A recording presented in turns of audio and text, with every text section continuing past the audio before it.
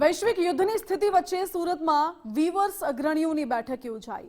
ફોગવાની આગેવાનીમાં મળેલી સભામાં મોટો નિર્ણય લેવામાં આવ્યો છે। વીવર્સ ઇન્ડસ્ટ્રીઝ હવે માત્ર એક પાળીમાં જ ચાલશે।